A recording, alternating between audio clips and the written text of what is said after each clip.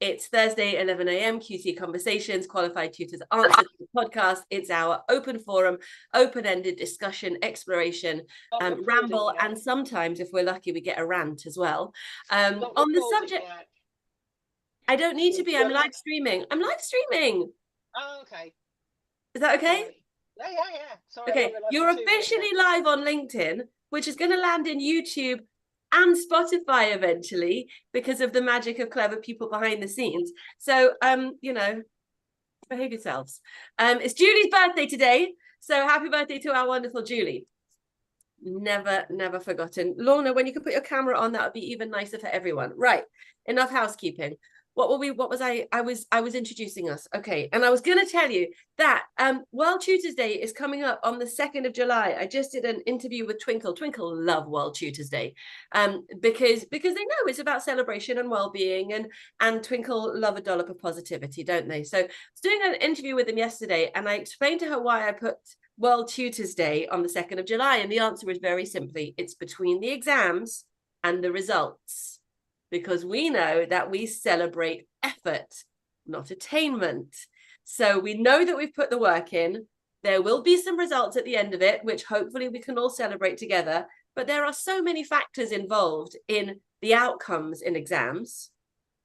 We only have control over the input that we put in as tutors. And so that's what we celebrate. So 2nd of July is World Tutors Day. Watch out for that. Thank your tutor. Lots of lovely thank you cards and celebrations and all of those things. Now, today we are talking about something that the wonderful Lucy Mabaki, and I'm not exaggerating, and I just pinged her to remind her that we need her. Lucy Mabaki put something brilliant in the chat yesterday, in the Qualified Tutor WhatsApp chat yesterday, that stimulated this title. What did you just say? Okay, that's the title for today's session. What did you just say? So there are 3 prompt questions that I put in the WhatsApp group for you guys to reflect on yesterday. So we're going to explore the surprising and meaningful moments, things that our young people say, our students say, that are sometimes funny, sometimes sad. Lucy's was a sad example. I don't want to ruin it. Lucy's was a sad example. But we get surprised, we get delighted, we get, touched. We also need to make sure that we maintain boundaries and think about strategies for how we cope with that role of a trusted adult, and take all those wonderful things that children say, use them in appropriate ways, respond with safeguarding strategies where necessary, but continue to be that trustful person in the student's life. So I give you an example from my own life. We used to say, whenever I used to bring one of my kids in, hand them over to the nursery, the first kindergarten teacher who first takes on your child. And I used to say to them, I won't believe anything they say about you if you don't believe anything they say about me.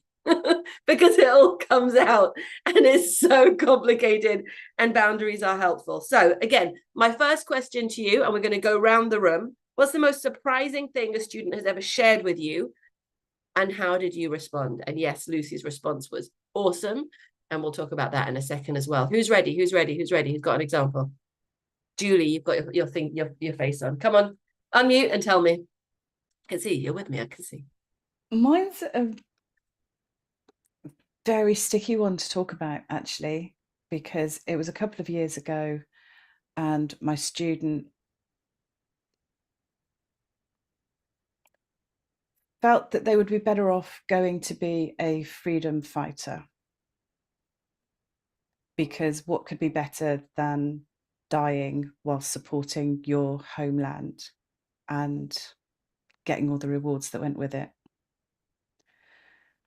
And that scared me lots and lots. Are we talking about radicalization? I'm not sure we were. I think it was definitely a reaction to what was going on. And yeah, it was horrible. I don't want to discuss it, honestly, to be fair. Yeah, it wasn't nice. Thank you. You've dropped us right in the middle of this topic. Yeah, I did, which I Yeah. didn't want to, but but isn't it important that you knew the answer to the question? That surprising thing has really lodged itself in your mind, and I think it's lodged itself in the mind of all of us now. And just to respond with the technical side of things for a second. So as part of safeguarding, which is usually keeping children safe from abuse, there are a few key topics that we always cover around the exploitation of children and vulnerable adults. And one of those topics is prevent duty, which is, if you haven't completed the government prevent duty, you can find it on the .gov website, search online prevent and gov, and you'll find it. Go and do that training. That training talks about how young people can be vulnerable to being convinced that partaking in dangerous activities that are not in line with our British values of tolerance and respect for all people of all backgrounds and opinions. Those young people who are vulnerable tend to be vulnerable for the same reasons that they're vulnerable to any exploitation. Tends to be that they're isolated, tends to be that they're lonely, and tends to be that these people will make promises about, making them feel safer and wrapping them up, giving them a sense of meaning. And prevent duty will describe strategies for how to make sure that these young people are safe and that the people around them are safe.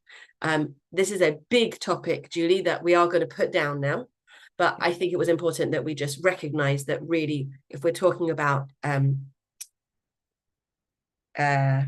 what's the word I just used? Isation, not marginalization, the other one. Radicalization. Thank you. Always with the perimenopause. So the radicalization topic is not something that we're going to tackle today, but it is important when you're working with young people to understand that that's one of the influences that we have to guard against. Yeah. Putting it down now. Thank you, my lovely. Anybody got something slightly lighter to balance the conversation? And then we'll explore. Jenny, you've got your naughty face on. Come on.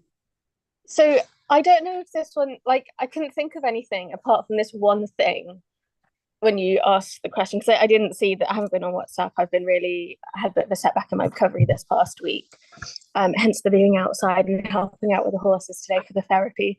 But for me, there has been so many moments with me. Sorry, what kind of a moment? Say it again. But I think the thing that I keep touting now, that's kind of like my line, as it were. I had this student for an entire academic year or academic year and a half at that point, and this young person decided to volunteer with me for the summer, work on a few independent projects, and kind of get some support with revision for preparing for the next year, and also just help me with some of my work and some of my projects and the social group side of things. And right towards the end of the summer, they turned around and said to me that they reckon that I'm a supervillain partway through my character arc. And I was like, oh my God, what? Where are you going with this? And they said that they reckon that I am going to build an army of educators and young people and destroy the education system and rebuild it. And the reason I'm a supervillain and not a superhero is because the status quo is what I'm fighting against. And so to that end, I'm a villain. And also it's a bit too conceited to say hero. And I was genuinely blown away. And it took me, I genuinely stared at the screen because this was online, so for ages to process this. And then we had a whole conversation about it. And I think it was really powerful. Really powerful. I love that. Really powerful. I am imagining you. What's the one with all the metal arms, the tendril, like tons of arms? That's the supervillain that I'm imagining. So tell me what it meant to you, and tell me how you responded. I from like the discussion we had afterwards as well, I loved the fact that really organically, just by hearing my ranting and getting involved in some of the things that I was doing, that they saw me and saw what I was trying to do in such a real way. Kenzie, leave the horses alone. And that in a really fundamental way, that is what I'm trying to do. That's beautiful. And I had never really, like, previous students had joked that I'm building an army of young people and I'm revolutionizing education from young people's side and collecting the strays. But to hear it put like that, I thought was really powerful. And it's not like I'd had many activism conversations with this young person or anything like that. I think for them, it was hearing, they call it Jenna Lore, Lore, all of these, like, the background stories of my life and everything. And I do think that for none of that to be spoken about, and just from, it wasn't even like the project we were working on weren't revolutionary.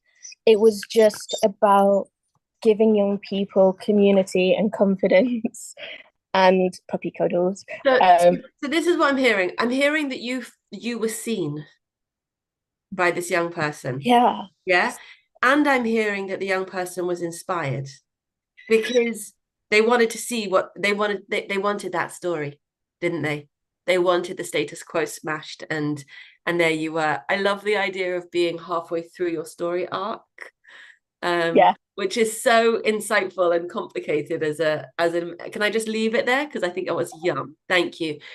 Dee, I can't tell whether you're with us or not. I've never seen the back of your head before.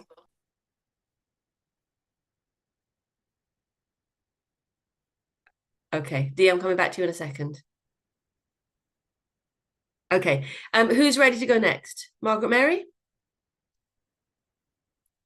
It's the most surprising thing that a student has said to you. I didn't like you, but now I do. Okay. Oh, sorry, Margaret Mary. Hold on a second. MJ jumped in instead because she heard half her name. I didn't like you, but now I do.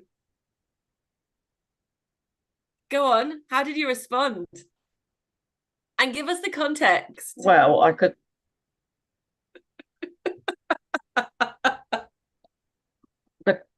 Sorry about that. So the context was that they saw me as giving more work than their previous teacher had done. So I was teaching content. And then they realised that actually I wasn't so bad. The particular student that I said this to me actually asked for permission to have contact with me after she'd finished her GCSEs.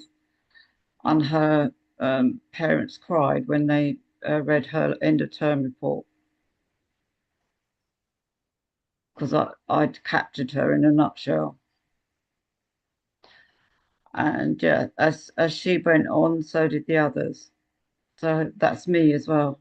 Isn't that stunning? And again, it was about seeing and being seen. Yeah, but Yeah. also probably that you raised the expectations for this young person. Yes, yeah, Yeah. I did, yeah. And as soon as they realised that I wasn't going to put up with theory of science as determined by QI, then most of them actually started to listen. Fantastic. So. Thank you, MJ. That was really juicy. I have to welcome Lucy to the room, who was the provoker of today's topic. You're looking really glamorous today. Oh, yes. Thank you. I'm so glad you picked up on that, Julia. It was yeah, I mean, it was a mic drop. Yeah, it was delicious. Hold on a second. I just want to know I'm not going to add anything else to it, but I'm just really been proud. I didn't spoil your story because I wanted to let you do it. I just need to know, are you here for the whole session, or do I need to grab your contribution now? So I'm actually kind of in between jobs at the moment, so I'm going to listen in And that's what I wanted to do anyway, to be honest. I said what I needed to say. I want to hear everyone else's experiences. So I'm going to stay live on the sesh, but I'm going to camera off because I'm on the move. So that's totally fine. But before you start moving, please tell us what the thing was that your student said, because I haven't said it yet. Okay, so we were just joking about dadliness in general, and I said, "Oh, I'm kind of like a dad. Like I like to do dad things." And she said, "I see you more often than I see my dad anyway." And there was just a horrible silence. And it was just like, what do I do? I don't know. I feel like I'm going to cry. Like, and then I just said, wow, that hit harder than my mum. And they all fell about laughing because that's one of their kind of Gen Z phrases, which kind of took the edge off, but it just stayed with me all day because it just, yeah, it was like a body punch, like I had no idea, and why would I? I don't talk to them about those things. So it was just like these young people are, covered in makeup and glitter and like expressing themselves, and they all come across as being, pretty confident. But I remember what it was like being that age, and teenagers are vulnerable, and we don't know what's going on in their lives. So it was just like a really stark reminder of that. I think that's beautiful the way you've summed all of that up, and I think that's probably what we felt when we read your post on the WhatsApp group, because it was that sort of reminder feeling. Yeah. And of course, it's important to express to you what a safe space you must be creating for them to share such a thing. Yeah. But also, I really, really loved your response because why? Because you didn't silence her. Because it was a powerful response that was in their language, and it was affirming. Yeah, I couldn't let it slide. It had to be noticed. But it's like, okay, it's not a therapy session. We're not going to go deep into that, but they do feel safe and they do feel heard, which is great. But I think the prompts that you came up with after that, like, okay, how do we protect ourselves, and all of those really salient points it's so important to build on that prompt that I said, and then, okay, how do we deal with that stuff? How do we keep ourselves safe? How do we progress from there? Yeah, I think that's absolutely right. What you didn't hear was that the first surprising thing that somebody in the group brought was actually to do with radicalization. So we've gone straight in the middle of things. Yeah, and sometimes they're delightful, surprising things, and let's leave space for that as well. So Jenna's student said that she was like an evil character in a comic, in a story comic, who was tackling and breaking down the status quo in education. So that's what we want. We're here for them to surprise us in all ways. Dee, it looks to me like you're ready, and then Margaret Mary, I'm coming back to you. Thank you for your patience. Go ahead. Mic off. Yeah. It was not perhaps quite as deep as some of the things that we've had, but I've got a student through the tutoring business that I use. I've been working. She's one of my longest standing students. Been 2.5 years now, I think. She's just finishing up year 10, and we have a great relationship. And I know quite a lot about her and what goes on with her health and issues at school and things. But we started a session a few weeks ago, and we did the usual "how are you" kind of thing, and almost immediately she said, "Can I ask you a question?" And I went, "Yeah, of course you can." She said, "Could you help me with my procrastination, please?" Go on.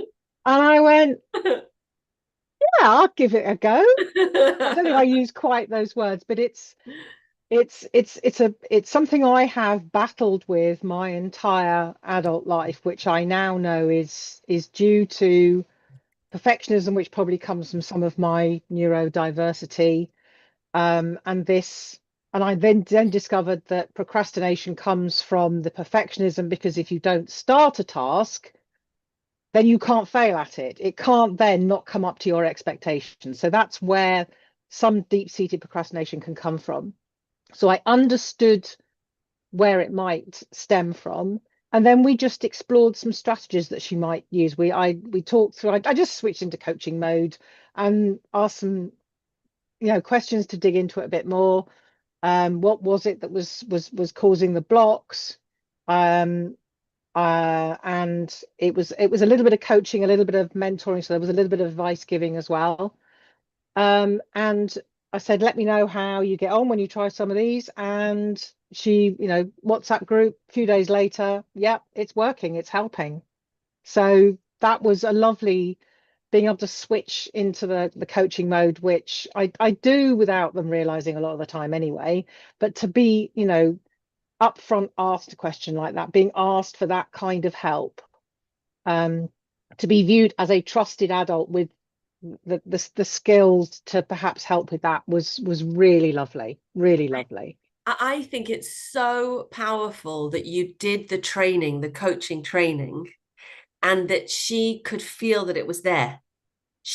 Can I ask you a question? Is big, right? It's permission. So, and I love your distinction between it with you were switching between mentoring and coaching, because the minute that we're giving advice, we're not coaching, we're mentoring. I'm reading this book at the moment, Guy Claxton, The Learning Power Approach. I'm working on study skills with the students that I'm working with at the moment, and helping them to find their own power as learners is immense. And even that stage of identifying that she's procrastinating is already a level of taking responsibility and then asking you. So all of those things are so strong and healthy, but there's something disarming, isn't there, about asking for help in that way? Absolutely. I have another student, again through the tutoring business, who is a schoolmate of this other student. In fact, I think I ended up with the male student as a referral. And I am really struggling to help him engage with the metacognition that is going to take him to the next level. He's very bright, doesn't find things difficult, and is therefore reluctant to put the necessary work in to ensure that those skills stay fresh and that he's digging into ways of applying them in different ways and things. And I just wish I could transfer a bit of what she does and how she thinks into this other student to kind of take him to the next level. One of the things that I'm working on with my students at the moment is the NCETM open-ended investigations. I wonder whether that's the kind of resource that might help, yes, to develop the thinking. Yeah, I've got some sessions. I've actually got one at the end of July, and we may well start a little bit earlier than the UK schools start because the Dubai schools go back a bit sooner. So I am thinking about perhaps introducing more of those sorts of things with this particular student before we have to then knuckle down and deal with all the GCSE nonsense that's going to go on next year. So much nonsense. Okay, well done, Dee. So, Margaret Mary, thank you for your patience. Go ahead. All right. My example was at school, and I suppose this one came to me because I literally did say to the student, "What did you say?" I literally and then he went scarlet and he went, nothing. And I went, "No, what did you say? What did you just say to me?" And the rest of the class, so he was sixth form, so he was, I think, year 12, I think, at the time. And the rest of the class were like, "Yeah, Ollie, what did you say? What did you say?" What did Ollie say? We need to know. I was mortified. It took me about 3 times saying, "No, what did you say? What did you call me?" Right? And he went, "Oh, sweetheart." Yes. And then I went, "Oh, that's all right then." That's what I said. And then they were like, "What did you think he said?" And I thought he'd called me by a nickname that an ex-boyfriend at university had called me. So nobody knew this nickname. It's not like a wild, unpredictable nickname. It was just that there was only ever one person who used it. And I thought that's what he'd said. So the nickname, just to satisfy curiosity, was M squared. So I wasn't McFadden then. I was Kane then. That was my maiden name. So did this boyfriend call me M squared? That's what. Now you'd be M cubed. Yeah. Got it. Exactly. So I thought that's what he said was M-Space. I thought, oh, has he come up with that on his own? Yeah, how, because it's like, how does it even know my name?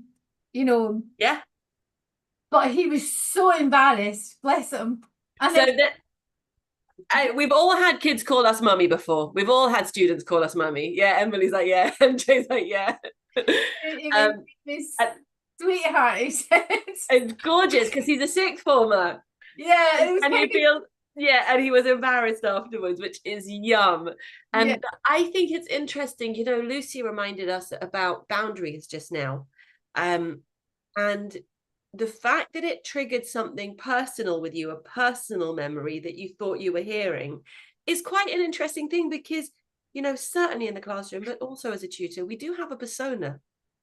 And that persona is separate from our personal life. But there are, I mean, what I think what was quite interesting, and I'm going to recognise this in this transaction and that particular student. I liked this student. I personally liked him. I know you can like students, but there are some students and you think, if I wasn't your teacher and this was outside, you are actually a person that I would enjoy talking to, that I would probably be friends with. And I was aware that I liked this student, and he was probably aware of it as well, if I'm being honest, which is why he was relaxed enough. I don't know if he was doing it for the day. I don't know whether it just slipped out. I don't know. I don't know why he said it, but he looked mortified when I picked him up on it, bless him. But there was a level of, as soon as I said, "Oh, that's okay," I thought he said something different. He kind of relaxed. It was like, oh. Yeah. Yes, because he didn't know where the boundary was in that moment, did he? He didn't know if he'd crossed it. And A-level classrooms can feel like that. Yeah, yeah. I mean, there was another point with another student, and I was in the sixth form office, so the key stage office. It's when I was in charge of year 10, or was assistant coordinator of key stage 4, and it was one of the sixth form students that I taught him from when he was year 8, and I swore at him. I just went, "Oh, fuck off," and then just student, not a colleague. I went, "I'm so sorry, Sean, I'm so sorry." And he was pissing himself laughing. He thought it was really funny. He thought it was so funny. And it was, what's quite interesting was he then came back as a PGC student and I was his mentor. And then we were friends outside. But it was that moment where I just thought, oh my God, what have I just said? And it was just because I was I just viewed him in that moment subconsciously like a colleague, even though he was a year 13 student. Again, year 13, they catch up with you. And you were a young teacher? Yeah. I must have been in my 30s. But it is, I mean, this kid, he was on the school council. He was, he was a very, very responsible, very serious, very grown-up, mature kid with a sense of humour. So kind of I got away with it, but because it was jokey, I think he'd said something insulting to me. Yeah. But it was like, that was one of my, oh my God, what did I just say moments. I actually love that. And I just put in the chat, the conversation has now lived up to everything I've been hoping for. We even got an F-bomb in there. Emily, I'm pretty confident you weren't swearing with your primary school students, but they've probably called you mummy before, right? So, well, I'm actually secondary. I do a little. I'm so sorry. Yeah. So I'm secondary, but actually the example that I've got to share is follows on quite nicely from Margaret Mary's because it's quite light-hearted, but I have actually been so I'm secondary English, but I've been doing some work with a year 4 girl who is not in education at the moment, doing some literacy English work. And I've only been working with her for about 7 weeks maybe. And I see her a couple of times a week in her house and she's absolutely brilliant, year 4. And I think for me, I'll kind of share the example and then kind of my reflection on it, but it's very light-hearted in that we were working together. She was doing, I can't even remember what we were doing, but she liked to do high fives as kind of a reward, recognition. I've achieved that little task. And put my hand up for a high five. And she said to me, "Oh, I won't do that because I've just been scratching my bum."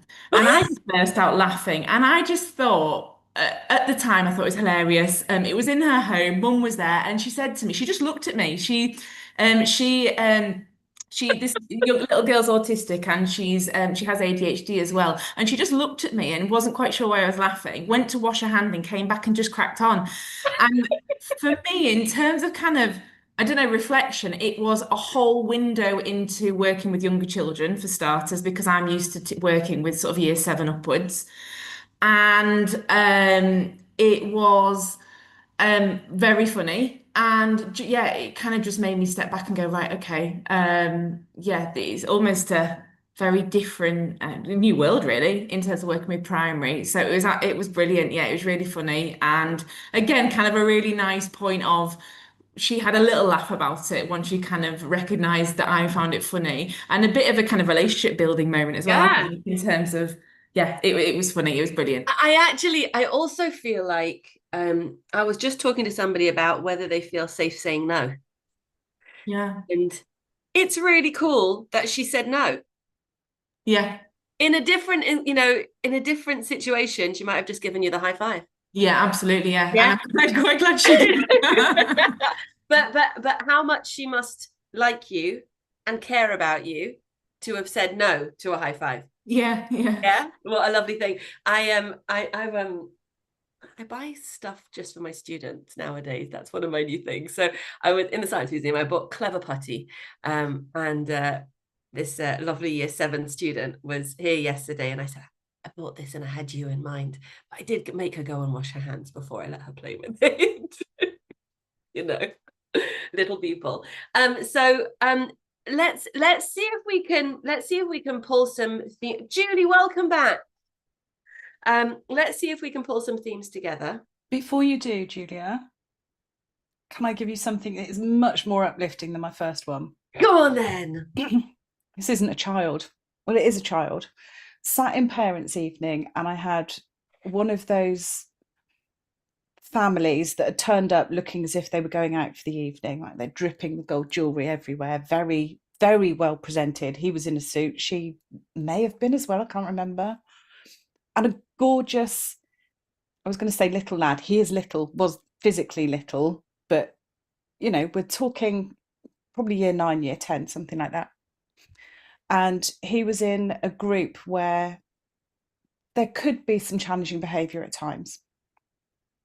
And partway through talking, he'd said something about the behaviour in the group. And I'm like, yeah, we do what we can. I hope you've noticed, what I'm doing about it. And he straight up looked at me and went, yeah, but you can't educate pork.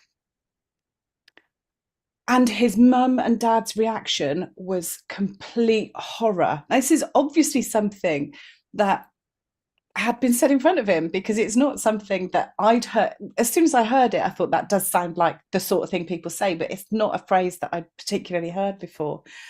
And it was just, do you know what? You're absolutely right. You can't. And it's just having to manage that within the classroom. But it wasn't me that had to react to that. It was the parents' reaction that I had to react to, because they were completely mortified. I'm like, no, you're right. It's fine. Absolutely. So, yeah. Fabulous. You can't educate pork. You can't educate pork. And it was so matter of fact, complete deadpan. It was just the way it was. Not sure I agree with him, by the way. I think you can educate anyone. That's a different conversation. Lorna, we've not heard your contribution yet. Well done, Julie. You redeemed yourself. Lorna, are you coming back? You coming in? First unmute. First time. I know it's difficult on your phone. First unmute. I think you need to swipe.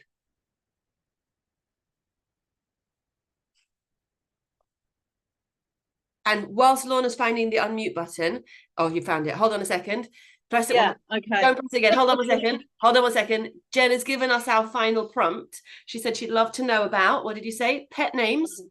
Jenna, say the question. Pet names, terms of endearment, and kind of names and titles, because you mentioned sweetheart, and it just Hold on. thinking. Yes, it got you thinking. Okay, can I have a thumbs up? Are you guys happy to share pet names, terms of endearment, and anything cringy? Lorna, go on. Ways.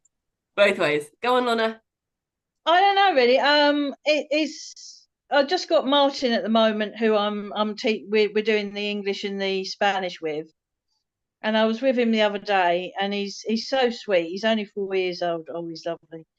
and he was we were doing like songs and nursery rhymes and things and games, and because he knows I've got a bit of a bad knee, he got both of my legs and put a stool up for me, and he says, "Are you all right now?" And I said, "Okay, thanks very much."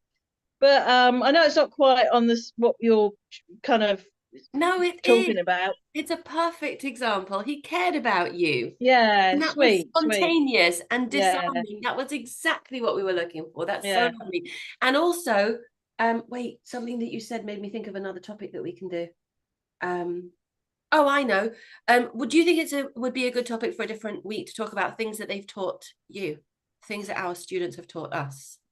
Okay, Yeah. fine. We'll come back to that another time. Right, terms of endearments. Bring them. Who's got one? Jenna, you ready to start? Sure. So I end up just out of habit calling people darling. It's just I grew up Well, we kind missed the of word because you were. like students tend to say posh a little bit. Did you say darling? Sorry. Was it Darling. darling? Yeah, and Darling. Okay, great. We didn't hear you. and I know again. that I Darling, told say some it of you again, guys darling. that. And some like out of context, if you see that in writing and you don't hear the way that I talk and how it's used, it I've often gone, oh my God, you can't say that. But then, you know, there are other isms that are in the similar vein, like I say quite and indeed a lot.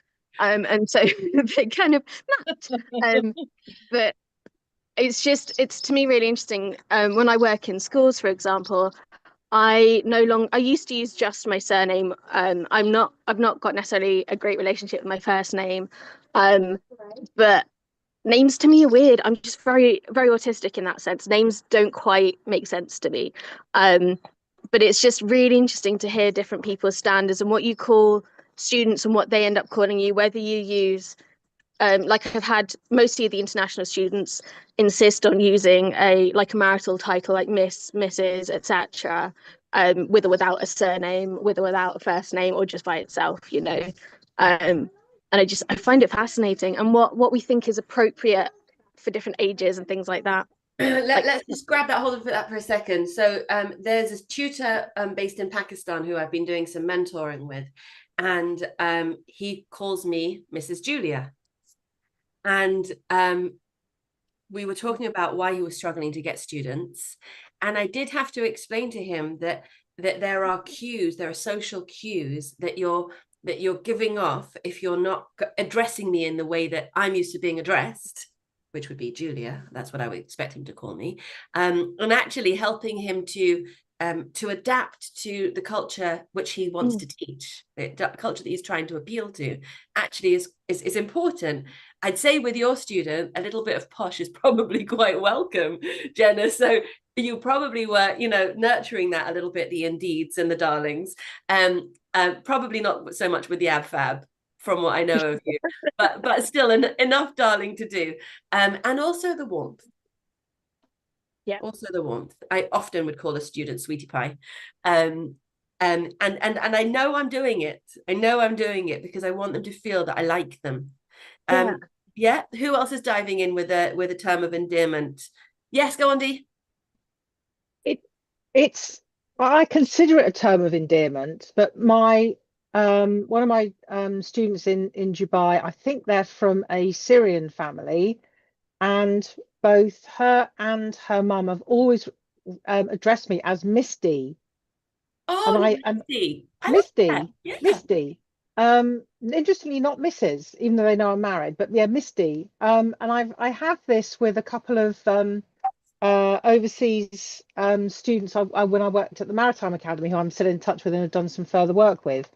And when we were at the college, we were the lecturers were either sir or, in the female case, ma'am. So I was addressed as ma'am, having explained to them that please don't call me miss, because that gives me flashbacks to my year nines when I was actually properly teaching. And not mom, because that would make you royal. No, it's always ma'am. Royals are ma'am as well. It's always ma'am. It's It's always ma'am. ma'am. Is it never It's mom? always ma'am. Yeah, it's never See? mom. No, if you Mom hear like if you fun, hear not mom, ma'am like ham. That's what I was taught. yeah, it's ma'am. It's ma'am as in jam, not mom as in marmalade. And so these overseas students, they invariably, now they're not having to call me ma'am, call me Miss D rather than just D, even though I've said you can call me D. They still, and I'm But assuming actually, it's Misty does sound like it's its own term of endearment. It's I very love cute. it. I love it. And are there any names that feel appropriate when you speak to them, when you're not using their name? No, I've never. I like to use their names because I know that using their names as I'm feeding back or encouraging makes a much deeper connection. And that's why when I'm out shopping or whatever, if someone's got a name badge on them, I will thank them and use their name because I know that connection means a huge amount to people. Absolutely. I noticed it. I had a meeting with somebody recently, and I noticed at the end of the call that I'd used her name 3 times in a half-hour conversation, which is bordering on a lot, but it does make them feel that you know that you're talking to them, which is really powerful. Lucy, I can see that you've screened on, which means that you've got something to say. Bring it. Oh no, just that I was driving and now I'm parked up safely so I can rejoin the conversation. I'm pretty confident that you've got some juicy pet names. Juicy pet names. I mean, I call people mate a lot, and I try really hard not to do that in the classroom. Why do you try not to? I don't want them. I mean, they friend zone you, don't they? Like the home ed teens had badly friend zoned me, and they were talking about the difference between me and the maths teacher that came after me, and and it was really obvious from what they said that they friend zoned me. And I thought, oh, that's nice that we've got a rapport, but I also really bloody need you to get the work done and stop going off on these massive ND tangents, which means that we can't get anything done. So it's like, I need to try and draw, kind of come back from that rapport thing. And do a bit more like what the maths teacher was, and he wasn't terribly popular with them, but he was getting the work done. So yeah, there's a balance, isn't there? I'm from South. I love friend zone. Yeah. Do you know Mush and Mushti? You're from the South, aren't you? Yeah. Lucy asked you a question. Did you ask me? Sorry. Yeah, I grew up in northwest London, and now I'm on the south coast, and it's very interesting hearing the Cockney accent in Portsmouth, because I just found out recently that a whole bunch of the East End ended up on an estate in Portsmouth after the war, and that's where some of the accent comes from. Yeah, that makes sense. Well, we say mush and mushti, and I call that I call my friends, all right, mush, all right, mushti, all right, mate. So sometimes I'm tempted to use that with students, but I do try not to, because I'd rather, use the names for the reasons that Dee just very eloquently explained. Yeah. Yeah, Lucy, I feel like, as long as you're calling them mate and not pal, right? Pal is the I know. Oh, no. No. But friend zone is such a clever insight. You need them to take you seriously. That's what the boundary's for. So that's really, really juicy. Thank you. Margaret Mary, since I mentioned pal, surely we're in Scotland now. Yeah, that wouldn't be a problem. Pal in Scotland would not be a problem. Isn't it a bit threatening? Depends how you say it. Ah, okay. It probably wouldn't come out. It wouldn't come out threatening from me. No, you go, you're all right, pal. That's that's okay. Okay. That's like safe. One that I do use quite deliberately. I use other terms like sweetheart, sweetie, sweet thing, gorgeous creature, all of those. Gorgeous creature. But one that I use really deliberately in certain contexts, when a student has done something helpful, and the effect of this is miraculous, actually. I say, oh, thank you so much. You're an angel disguised as a student. And they beam, and you see their self-esteem just, it's like so surprising to them. But when you say that to them, every single time they beam, even if it's a little thing, they've got to fetch something for you. They just beam, and you see it boosts their self-esteem. And that particular one, I don't know why, boosts their self-esteem. I think it's because it's about above and beyond. Yeah, I don't know mine. I just know that it has a massive impact. I don't overuse it. I always use it when they've been helpful, either to me or someone else. Yeah. So if I see them sticking up for another vulnerable person, and so I notice it. I've seen you do this good thing. It's all from that Bill Rogers "catch them being good" kind Yeah, of. 100%. I think it's the disguised word, because it's like nobody else has noticed, but I have. Okay, Oh, you But know, I I think, don't and know. that kind of builds more of a. I don't know. I'm waffling. no, you're not. No, absolutely builds rapport. Yeah, and it's the scene thing. Yeah. I see you. I see through, the layers. And it's like that genuine relationship, like actually trusted, building a personal touch. Yeah, beautiful. Emily? I think one for me that I always use, and I was used to using in school all the time, was sweetheart. But interestingly, I only started using it with pupils after I became a mum. I don't know why. Uh-huh. And people say as a teacher, things change when you become a parent as well. So I've got a 2 and a 4-year-old. So I think I went back after mat leave and everyone's like, why is she going to sweetheart? Anyway, it just kind of stuck. But going back to the girl that I mentioned earlier, the girl in year 4. Wait till you've got horrible teenagers at home. Let's see what you call them then. I mean, they're the 2 girls already. They're only 2 and 4. And I look at my husband, I'm like, give us 10 years, we're going to be pulling our hair out.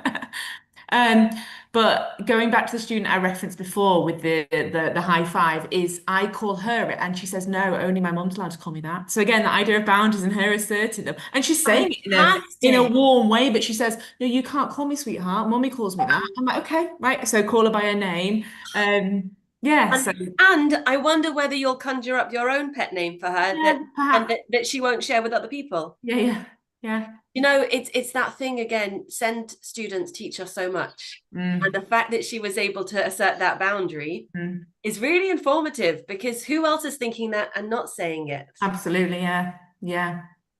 Lorna, do you have one? I got recently called SWAT head. Was that SWAT as in somebody who likes studying, or was it SWAT Yes. as in a fly? Okay, good. Yes, yeah. Was there any context for that? I don't know. I just kept saying that to the person, well, why don't you do a certificate in it? And I said, SWAT head. SWAT head. I see that now. I see that. Good context. I've just realized that when my students are being silly or not showing initiative, I do call them a noodle. Because I like that one. It's gentle, but they know what I mean. MJ, you ready to pick one? That's nice. I've used very, very few endearments. That's the way I was brought up. But I do say people that, oh, you're a star, and I really mean it. So they know that if they've got an endearment from me, it really is a good one. And then I can't think of any examples, but I do work on word association. So I will probably come up with something with my Julia unique humour, which I've learned to love. Yeah, which I don't know. I'll try and think of it. So okay. I'll think of a scenario and I'll say, right, this is it. So I will generate a personal nickname for something. Oh, that's it. Right. So this particular student had a very loud voice. So I used to call her Foghorn. Exactly where we needed to finish. Okay, there have been some mic drops in here. We know who brought the first one. Emily, your failed high five, absolute winner. Goodness me, this conversation has been delicious, and finishing on Foghorn is exactly what I wanted. So well done to everybody for participating in this conversation that was juicy, surprising, funny, and important. Thank you to Lucy for presenting the topic. Please continue to throw your insights in the WhatsApp group, because it's a very rich space for new ideas. I really think we're learning together. We've come to the end of such a year, every Thursday we've been working on pushing our thinking forward, and magic is happening here. So I'm going to wrap up. Enjoy this crazy hot weather. And I look forward to seeing you next week. Happy birthday, Julie. And see you guys all again soon. Well done, Dee. Well done, MJ. Well done, Margaret Mary. Well done, Jenna. Thanks, Julie. Thanks, Emily. Thanks, Lucy. You are all stars. Thank you.